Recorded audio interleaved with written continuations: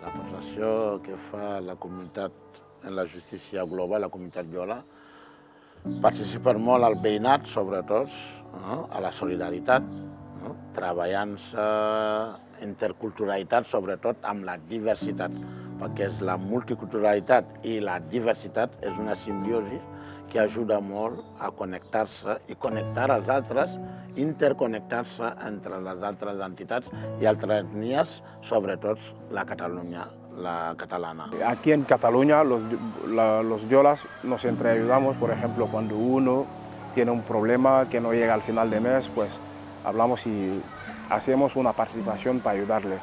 Pero esto lo hacemos dentro de lo que cabe. Si la persona está buscando trabajo y no lo encuentra, pero si es una persona que no quiere hacer nada, nadie le ayuda. S'entrajuden a través d'aquestes agrupacions que diem associacions i fan una quota mensual. Abans era 2 euros, ara són 5 euros als homes i les dones que pensen que no són totes que treballen, llavors fan 2 euros. I amb això col·lecten per poder, quan hi hagi un problema o quan hi hagi una disfunció, llavors agafen aquests diners per repatriar les restes. Los yolas no tienen unas clases sociales que hacen la diferencia entre los superiores o los... Somos todos iguales. Somos todos iguales y nadie es más que nadie.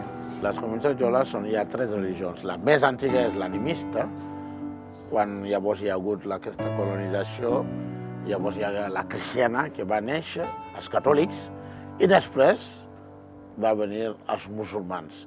Entre musulmanes, cristianos y tradicionales convivimos muy bien, no tenemos ningún problema. Y cuando hay uno que está haciendo su fiesta hoy, por ejemplo la fiesta del Correo de los Musulmanes, todo el mundo lo festeja. Y cuando es el nacimiento de Jesucristo, que es la Navidad, todos lo festejamos. Y cuando es la tradición, pues todos lo festejamos.